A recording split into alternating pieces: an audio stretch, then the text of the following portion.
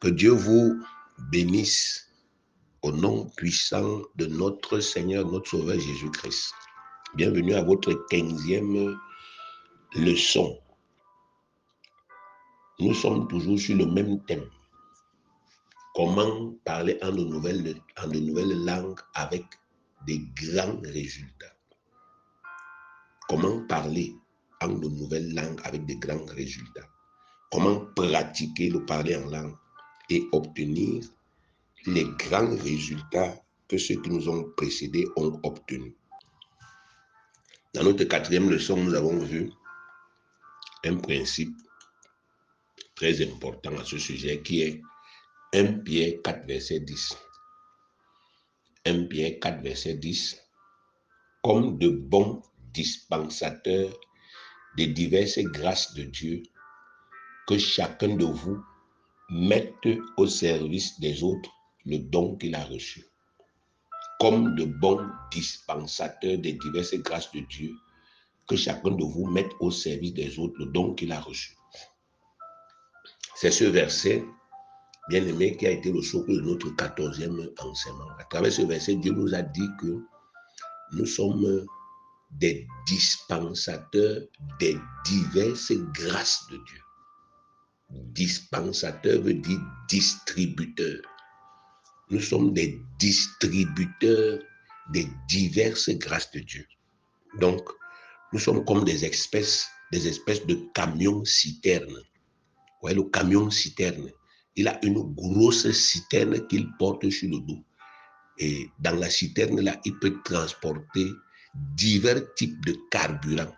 Il peut transporter le super, il peut transporter, n'est-ce pas, effectivement, le pétrole, il peut transporter, n'est-ce pas, effectivement, le gazole, pour dispenser ça, pour distribuer ça. Ce n'est pas pour lui. Si vous observez bien le camion-citerne, vous allez vous rendre compte que lui-même, il a ses propres réservoirs en bas. Donc, il a des réservoirs en bas. Ces réservoirs-là, c'est là où on met sa part de carburant. Le carburant qui lui permet de fonctionner, qui lui permet de rouler. Vous allez voir qu'il y a des camions-citernes qui en ont même deux. Un réservoir et un réservoir de secours en bas. Et c'est dans ces réservoirs-là qu'on met le carburant qui va dans le moteur du camion. Donc, vous allez vous rendre compte que chaque fois que le camion là, doit aller en mission pour distribuer le carburant, on commence par charger ses réservoirs. On charge ses réservoirs et on lui fait le plein. Et maintenant, il va donc dans les soutes, là où il va charger sa citerne. Et maintenant, quand il a chargé sa citerne, il utilise son carburant pour aller dans les diverses stations afin de dépoter, c'est-à-dire de distribuer le carburant. Bien-aimé, c'est comme ça que l'enfant de Dieu aussi est. Donc, chaque fois que l'enfant de Dieu prend la disposition de mettre au service des hommes le don qu'il a reçu de Dieu, la première des choses que Dieu fait, c'est de charger sa part de réservoir, de mettre le carburant dont il a besoin, de mettre les moyens dont il a besoin pour que, n'est-ce pas, effectivement, il aille accomplir ces missions-là. Et quand vous observez bien le camion-citerne, vous allez vous rendre compte que il n'y a pas de lien, il n'y a pas de connexion. Regardez bien les camions-citernes. Il n'y a pas un tuyau qui part de la citerne pour entrer dans les réservoirs du camion. Jamais. Il n'y a pas. Ce que la citerne porte ne lui appartient pas. Ce que la citerne porte appartient aux gens, n'est-ce pas, que la citerne est censée aller ravitailler. Donc, ce sont ici des illustrations pour vous montrer que chaque fois que les enfants de Dieu veulent retourner le Saint-Esprit de Dieu, ils prennent le Saint-Esprit de Dieu, qui est comme, n'est-ce pas, effectivement, cette citerne-là. Ils tournent ça pour que ça commence à les servir. Ça se bloque toujours. Ils ne reçoivent rien. Et ils sont étonnés. Mais pourquoi j'ai fait 7 jours de prière pour mon mariage et rien n'a marché?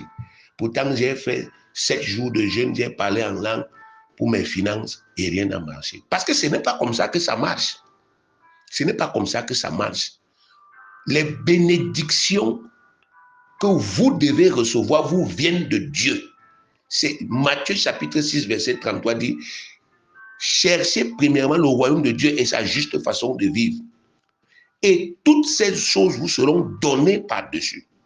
La citerne là, le carburant pour que ça fonctionne, on lui donne ça au moment où elle s'apprête à les distribuer.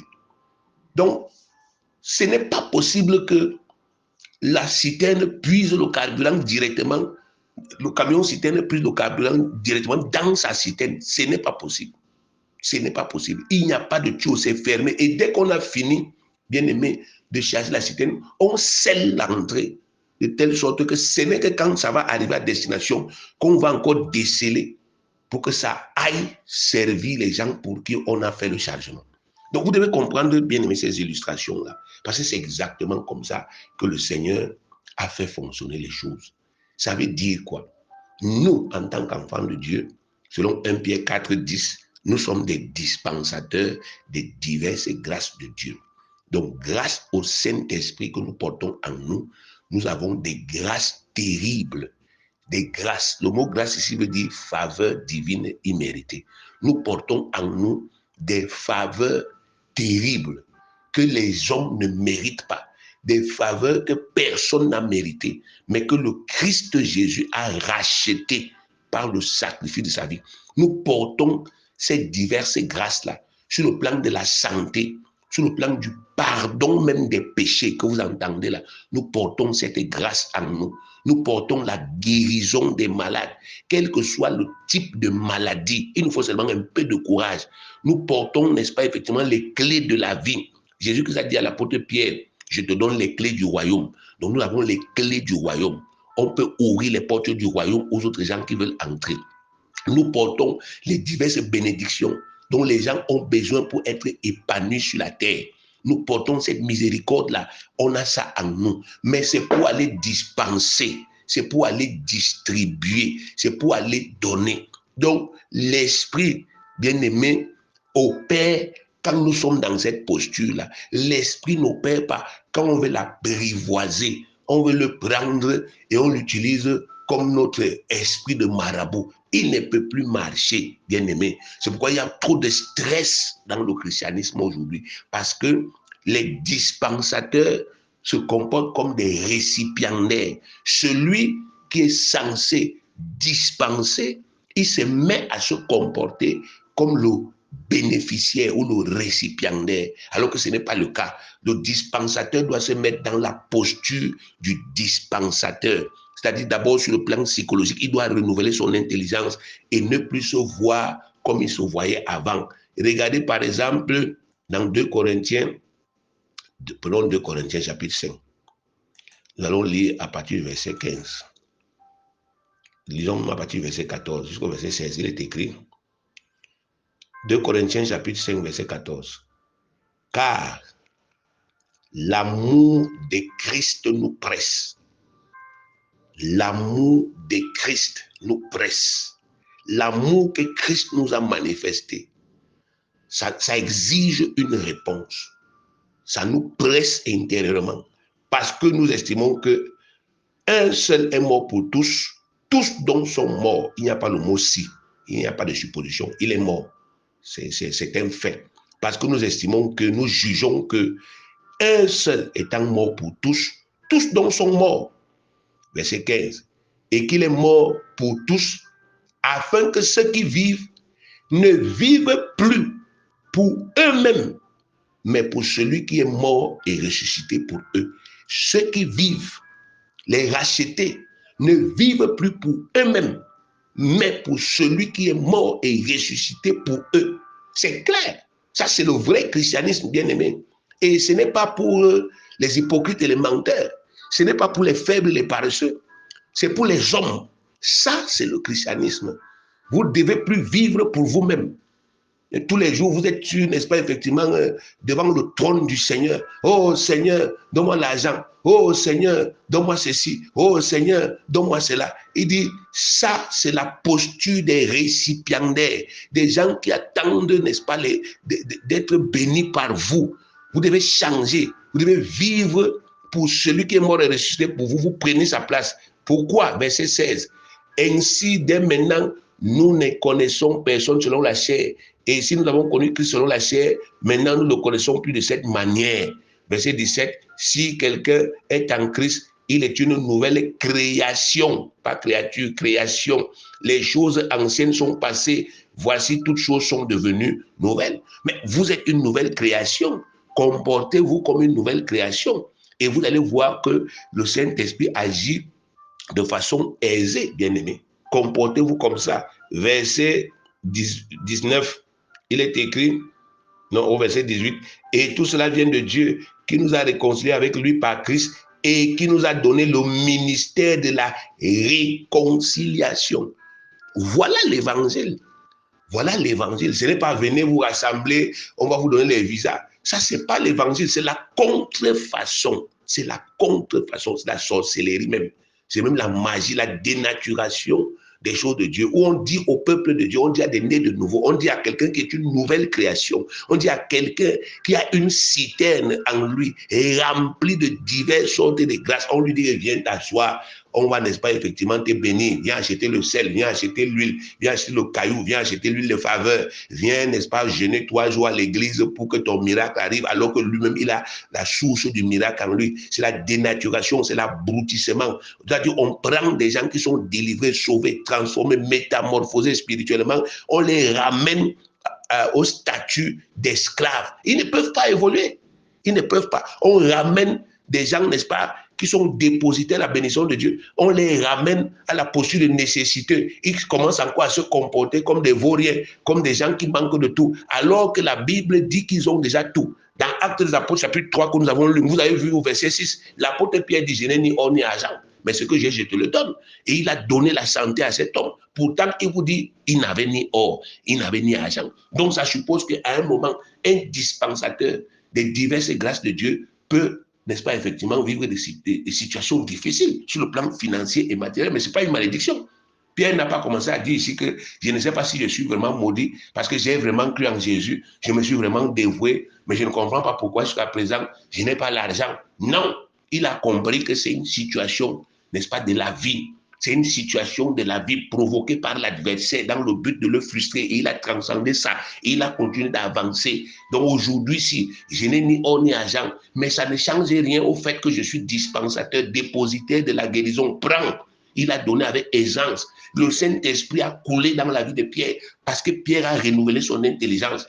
N'oubliez pas que c'était un pêcheur de poissons. Parce que souvent, quand on dit l'apôtre Pierre, vous dites, mais c'était lui, non? C'est l'apôtre Pierre. Lui, au moins, il a vu Jésus. Bien aimé.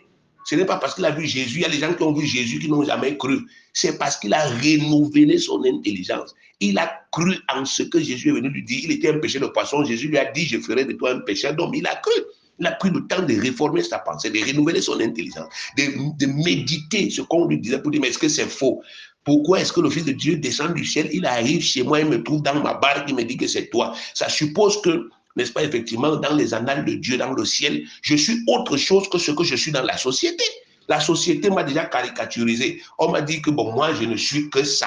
Moi, je ne peux rien faire d'autre. Hein? Parfois, on disait même de Nazareth que rien de bon ne peut sortir là. Mais c'est là où Dieu a voulu que son fils aille grandir et qu'il parte de là pour sauver les autres contrées d'Israël. Donc, il y a une image qu'on vous donne dans la société. Il y a une image que le monde vous donne. Il y a, n'est-ce pas, effectivement, une considération qu'on vous accorde dans la société qui n'a rien à voir avec ce que Dieu dit dans sa parole. Vous devez donc réformer vos pensées et revenir au modèle qui est dans la Bible, parce que ce n'est que ça qui est la vérité. Vous voyez, il a renouvelé son intelligence. L'apôtre Pierre, il a dit, je te donne, et la personne a été guérie. Donc vous devez, bien aimé, vous-même rentrer dans cette posture-là. Si vous voulez voir comment le Saint-Esprit commence à couler aisément dans votre vie. Je suis un camion citerne. Je suis un camion citerne. Je porte dans ma citerne divers types de grâces spirituelles. Ce sont des choses spirituelles. C'est pas matériel. C'est pas que j'ai un magasin physique à la maison où j'ai des tas d'argent et que quand quelqu'un a besoin d'argent, il va prendre. Non, ce n'est pas ça. C'est spirituel. C'est-à-dire c'est immatériel, invisible à l'œil, on ne peut pas voir ça quand on me regarde comme ça en face. On ne peut pas voir, voici l'argent chez l'homme-ci, voici la santé en l'homme-ci. C'est moi qui dois le savoir parce que j'ai le Saint-Esprit et je parle en de nouvelles langues. Je dois savoir que j'ai un dépôt en moi. Je dois me considérer comme ça. Et quand le Saint-Esprit voit que mon cœur est en accord avec la pensée de Dieu, il coule. Il fait tout aisément. Donc, je me mets dans cette posture et je propose mes services. C'est ce que je suis censé faire sur la terre. Je suis, n'est-ce pas, effectivement, un marketiste du ciel sur la terre. Je fais le marketing du ciel. Je fais la proposition. Là où je vois les gens souffrir, je leur dis, écoutez, il y a une autre option que vous n'avez pas encore, n'est-ce pas, effectivement, expérimentée. Et je vous propose cette autre option qui est l'option christique, l'option du Saint-Esprit, l'option spirituelle. Moi, je suis, n'est-ce pas, effectivement, un mandataire du ciel, je suis un dépositaire de ça. Je viens vous faire la proposition, je ne vous force pas. Je ne suis pas en train de vous dire que, effectivement, vous êtes obligé. Vous n'êtes pas obligé. J'ai vu que vous avez des défaillances, des lacunes, des problèmes. Je viens vous faire la proposition de nos options célestes, parce que je suis du ciel. Bien que je sois sur la terre, je suis enfant de Dieu né de nouveau. Je viens vous faire la proposition. Même dans votre propre famille, il y a des problèmes dans votre famille. Vous participez à un conseil de famille. Quand les gens parlent, après vous leur dites, écoutez, moi je vous fais une proposition. Essayons l'option christique. Essayons l'option de la parole de Dieu. Et voyons si ça ne marche pas. Voyons si ça ne ramène pas l'harmonie dans la famille. Voyons si ça ne ramène pas la paix. Voyons si ça ne ramène pas, n'est-ce pas, effectivement, la prospérité. Donc, vous faites des propositions. Et Dieu dit que si quelqu'un croit en vous, ce sera comme s'il a cru en Jésus directement. Tout ce que vous allez dire, là, ça va s'accomplir. Tout ce qu'il va vous demander, vous allez donner, ça va s'accomplir. Même s'il a péché, Dieu dit que si vous pardonnez, il lui sera pardonné. Vous voyez, bien aimé, c'est trop grave. Dieu s'est limité à nous. Jésus-Christ s'est limité à nous. Ce n'est plus lui-même qui travaille physiquement sur la terre, mais c'est nous qui travaillons en son nom. Donc, il faut que vous compreniez cela, bien aimé, que le Saint-Esprit nous a été donné pour faire de nous des dispensateurs. Et chaque fois, bien aimé, que nous pratiquons les choses du Saint-Esprit, en commençant par le parler en langue, bien aimé, nous devons mettre en tête que ce n'est pas d'abord pour nous-mêmes, mais c'est pour les autres. C'est pour que nous développions les aptitudes, les capacités spirituelles qui nous rendent, bien aimés, capables, permettez-moi l'expression, d'aider les autres, de secourir les autres. Regardez, vous allez voir, quand vous lisez la Bible, vous allez voir, que tous ceux qui nous ont précédés et qui ont expérimenté la gloire, ils comprenaient ce principe que le Saint-Esprit nous a été donné pour nous rendre capables de rendre les services spirituels aux gens sur la terre. Le Saint-Esprit. En commençant par Jésus, regardez Luc 4, 18 que vous avez dit à Luc. Luc 4, 18 dit quoi? C'est le Seigneur Jésus qui parle. L'Esprit du Seigneur est sur moi. L'Esprit du Seigneur est sur moi parce qu'il m'a oint pour annoncer une bonne nouvelle aux pauvres. Il m'a envoyé pour guérir ceux qui ont le cœur brisé, pour proclamer aux captifs la délivrance, aux aveugles le recouvrement de la vue, pour envoyer libre les opprimés. Il dit, vous écoutez, il dit, l'Esprit du Seigneur est sur moi parce qu'il m'a oint pour 2 points, annoncer une bonne nouvelle aux pauvres. Donc, c'est une capacité qui n'est pas recroquevillée sur moi, mais qui est ouverte aux autres. Dès que je reçois cet esprit, en cette période qu'on appelle la période de l'Église, la grâce bien-aimée, automatiquement, il devient dispenser la bonne nouvelle. Automatique. Vous avez des preuves tangibles. Dans Actes de l'Apôtre chapitre 9, l'apôtre Paul, qui s'appelait à l'époque Saul, il persécutait l'Église. Il partait à Damas avec pour mission d'aller arrêter les chrétiens, de les mettre en prison. Mais quand il a reçu le Saint-Esprit, on vous dit que aussitôt, bien aimé, aussitôt, il s'est mis, bien aimé, à prêcher. Lisons la Bible. Aussitôt, il n'a pas attendu, n'est-ce pas, effectivement, qu'on le consacre publiquement, on lui donne, n'est-ce pas, effectivement, je ne sais pas quoi, des toges, que tout aille bien dans sa vie, qu'il soit marié, qu'il ait des enfants. Non. Lisons Actes des Apôtres chapitre 9. Et lisons à partir du verset Prenons à partir du verset 13.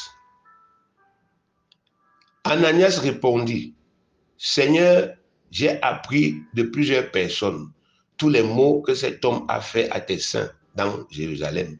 Et il a ici des pouvoirs de la part des principaux sacrificateurs pour lier tous ceux qui invoquent ton nom.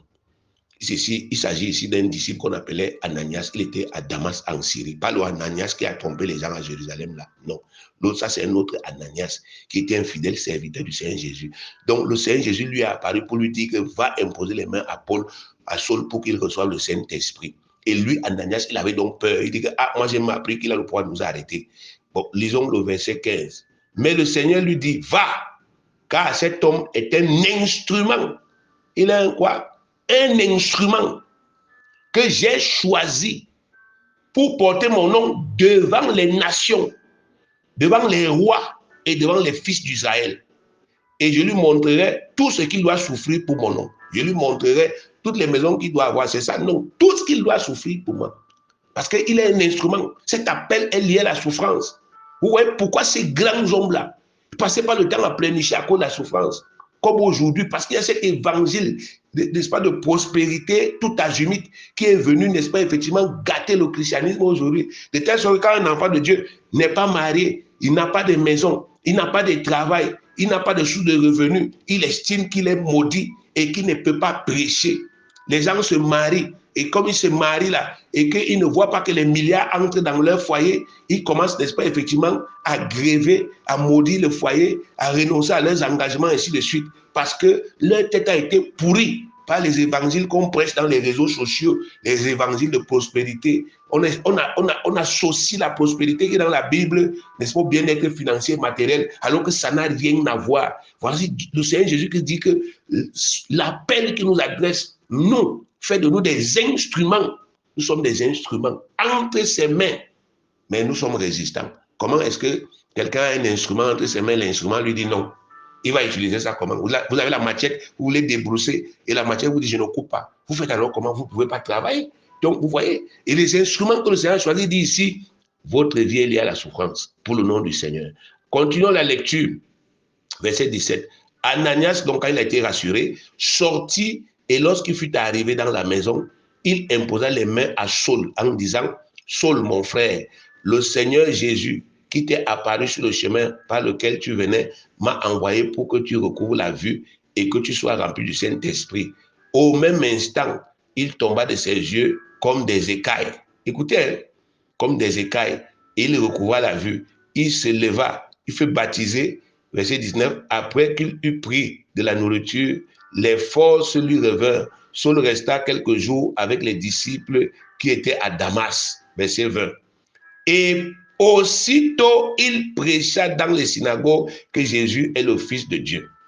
Incroyable, mais vrai. Quelques jours plus tôt, cet homme persécutait l'Église. Le jour où Jésus s'est révélé à lui, il dit que tu es un instrument et reçois le Saint-Esprit. Immédiatement, il commence à prêcher. Là où il se trouve, à Damas, il va dans les synagogues. Là, on le connaissait comme, n'est-ce pas, un pharisien. Il entre dans les synagogues. Il dit, Jésus est le Christ. N'écoutez pas ce que je vous disais avant. Là, j'étais bête, j'étais embrouillé, j'étais aveuglé. Je ne comprenais même pas moi-même ce que je faisais. Mes yeux sont ouverts. Aujourd'hui, si Jésus là, c'est le Christ. Immédiatement. Ça prouve bien aimé que c'est le Saint-Esprit qui est à l'œuvre et que cet homme a réformé ses pensées. C'est comme ça que ça doit être automatique, sans condition. Non, Seigneur, j'attends. Quand j'aurai ma maison, tu vas voir comment je vais prêcher. Bien aimé, si on attendait, si tous les hommes de Dieu attendaient qu'ils aient les maisons, ils aient les voitures, et ils soient reçus à la présidence avant de prêcher, tu es sûr que tu serais né de nouveau? Tu es sûr que tu aurais les enseignements que tu as là? Tu connais dans quelles conditions nous qui vous dispensons ces enseignements? Tu connais dans quelles conditions nous vivons? Tu connais ce que nous endurons tous les jours pour que la parole de Dieu soit libérée? Tu connais quelle adversité nous vivons, dans quelle adversité nous vivons, nous qui avons décidé de vous prêcher l'évangile gratuitement, bien aimé. Si tout le monde réfléchissait de cette manière, bien aimé, le Christ ne reviendrait pas parce que l'œuvre n'allait jamais finir. Heureusement qu'il y a les gens qui ont décidé de faire fi de toutes ces souffrances, de toutes ces difficultés et de continuer à travailler. Donc, renouvelez vos intelligences. Donc, le Seigneur Jésus-Christ dit que l'Esprit du Seigneur est sur moi parce qu'il m'a pour annoncer la bonne nouvelle aux pauvres. Il n'y aura pas de miracle pendant que vous êtes assis chez vous à la maison, en train de faire 7 heures, 8 heures, 12 heures de prière sans sortir. C'est déjà bon de prier en langue, c'est bon. Maintenant, il faut oser autour de vous. Il faut oser autour de vous. Là où vous êtes, dans votre environnement, on ne vous a pas demandé d'aller louer le stade et de commencer à prêcher, non. Ou bien d'aller rassembler 10 000 personnes comme Kanguka, non. C'est parce qu'on vous a demandé pour l'instant. On vous a dit autour de vous, vos connaissances, vos amis, vos voisins, vos collègues, les gens avec lesquels vous vivez, proposez-leur le Christ. Proposez-leur le Christ. Proposez-leur l'alternative christique. Dites-leur que vous avez Christ et que vous pouvez prier. Qu'ils vous mettent à l'épreuve. Mais dites-leur, mettez-moi à l'épreuve. Il ne faut pas qu'on fasse des débats inutiles. Depuis quand tu es pasteur et tout, depuis quand tu pries. Dites-leur, écoutez, laissons les faux débats là. Je ne vous demande pas l'argent. Mettez-moi à l'épreuve. Vous avez une situation difficile. Mettez-moi à l'épreuve. Si ça ne marche pas, alors vous saurez que ça ne marche pas. Mais si ça marche, vous n'aurez rien perdu. Donc, soyez audacieux. Vous allez voir bien aimé, même dans l'Ancien Testament. Vous allez vous rendre compte que tous ceux qui ont reçu le Saint-Esprit ont prospéré parce qu'ils ont mis ce Saint-Esprit au service des gens. Pas parce qu'ils ont retourné le Saint-Esprit en leur faveur. Non. Prenez le cas du jeune Joseph. On vous dit que Joseph a été arrêté par ses frères. Joseph a été attaché. Joseph a été jeté dans une citerne. Et ensuite, Joseph a été vendu comme un esclave par ses propres frères. On l'a amené en Égypte. Et arrivé en Égypte, Potiphar, qui était le commandant de la garde du roi de Pharaon, il a acheté Joseph et il a amené Joseph chez lui comme un esclave. Bien aimé, si Joseph était comme certains chrétiens d'aujourd'hui, il allait commencer les jeûnes et les prières pour que Dieu le délivre de cet esclavage-là. Il allait jeûner, il allait prier, il allait jeûner, il allait prier jour après jour. Oh Dieu, délivre-moi de l'esclavage. Je n'ai rien fait. Me voici, je suis prisonnier. Tu as dit dans ta parole que, bien aimé, la première des choses qu'on va remarquer, c'est que Joseph n'a jamais perdu son temps à essayer de prier pour que Dieu le libère de cet esclavage-là. Non, jamais. Quand on l'arrêtait, Dieu voyait. Quand on le vendait, Dieu voyait. Quand on l'acheminait en Égypte, Dieu voyait. Si Dieu voulait que Joseph n'aille nulle part, toutes ces choses-là n'allaient pas se produire dans la vie de Joseph. Mais Joseph a analysé, il a réfléchi. Je suis un oint de Dieu. Dieu m'est apparu. Il m'a montré des visions. Il m'a montré à 2 reprises que je vais régner. Voilà, maintenant on m'arrête. On me prend mes propres frères, c'est même pas les étrangers. On m'arrête. On est en train d'aller me vendre. Dieu ne bouge pas. Moi aussi, je ne bouge pas. Il a laissé. Il est arrivé chez Potiphar. On le vend. Potiphar est un idolâtre. Et il achète Joseph. Dieu n'intervient pas. Qu'est-ce que Joseph fait? Il entre chez Potiphar. Bien aimé. Et il commence à travailler chez Potiphar. Il travaille. Il travaille. Il travaille. Il travaille. Jusqu'à ce que son maître, comme on l'appelle comme ça, le maître de Joseph, voit comment sa maison prospère. Lisons, bien aimé, lisons. On va voir au service de qui Joseph avait mis son esprit. Allons dans Genèse 39. Lisons à partir du verset 1. Genèse 39 à partir du verset 1. On fit descendre Joseph en Égypte. Et Potiphar, officier de Pharaon, chef des gardes, égyptien, l'acheta des Ismaélites qu'il y avait fait descendre. Donc Joseph a été traité comme une marchandise. L'Éternel fut avec lui. Hein? Donc l'Éternel était avec Joseph. On arrête quelqu'un, on le vend comme un esclave. On dit l'Éternel est avec lui.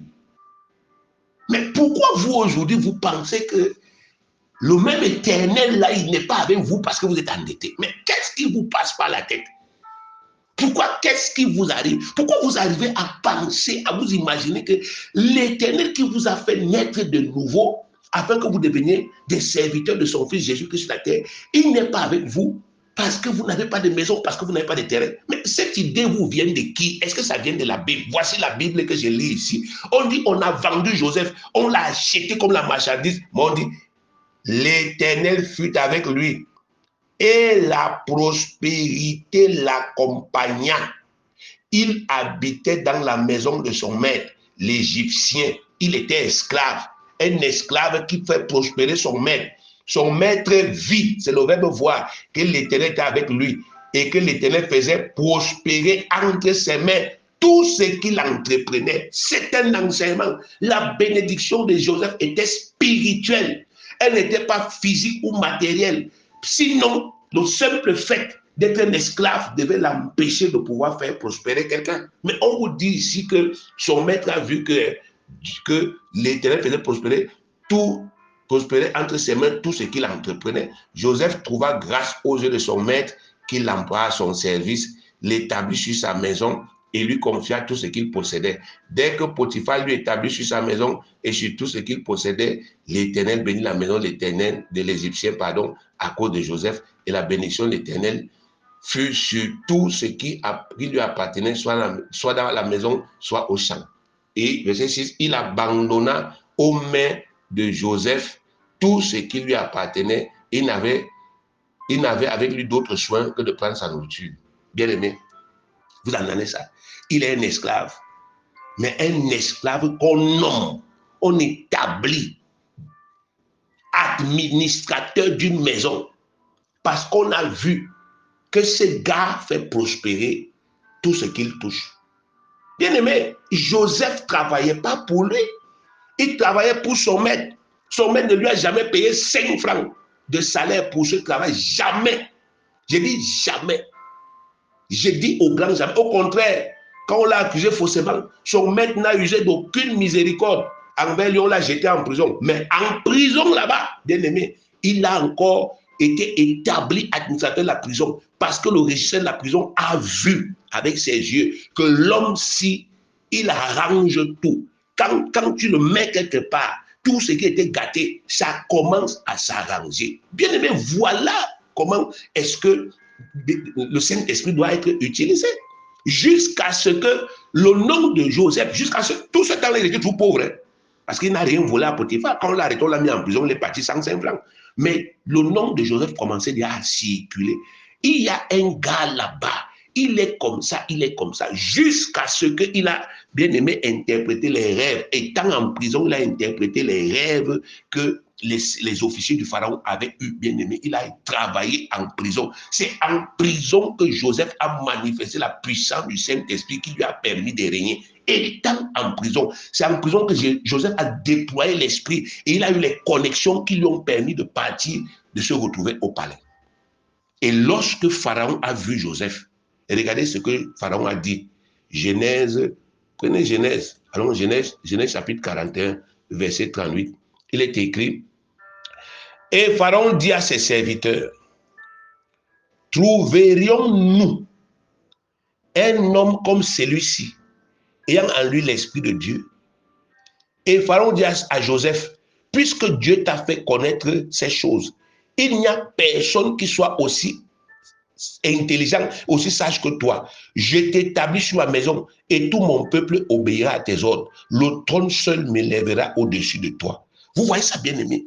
Donc, Pharaon, qui est aussi un homme spirituel, mais de l'autre côté, il voit Joseph et il dit que toi, un homme comme toi avec le Saint-Esprit, un homme, tu es un homme rare. Bon, on va te trouver aussi aujourd'hui, on te laisse partir. Tu es rare. On n'a pas 36 solutions. Je te nomme le roi de l'Égypte. Je te dépasse seulement avec le trône. Toi, tu commences à régner à partir d'aujourd'hui. Vous voyez ça, bien aimé? Pourtant, ce gars n'a pas passé son temps à prier Dieu, Seigneur, élève-moi, Seigneur, donne-moi. Non. Il a fait la seule chose qu'il savait faire. Mettre son esprit au service des gens tout autour de lui. C'est comme ça, bien aimé. Et c'est ce que Dieu vous dit aujourd'hui. Apprenez à mettre votre esprit au service des gens. Apprenez à mettre votre puissance au service des gens. Ne restez pas là, dans la contrefaçon, le mensonge. J'appelle ça le mensonge avec grand M. Des gens qui sont couchés dans leur lit, qui tournent, qui se retournent et qui pensent, n'est-ce pas, effectivement, que par magie, des miracles vont se produire. C'est faux et archi faux, bien aimé. Quelqu'un a prêché l'évangile il y a 10 ans ou 20 ans quand il est né de nouveau. Et aujourd'hui, ça fait 19 ans, il ne prêche plus rien. Et il demande à Dieu, Seigneur, bénis-moi parce que j'avais prêché. Bien aimé, même dans notre fonction publique, pour demander ce qu'on appelle la pension retraite, là, tu dois travailler au moins 25 ou 30 ans.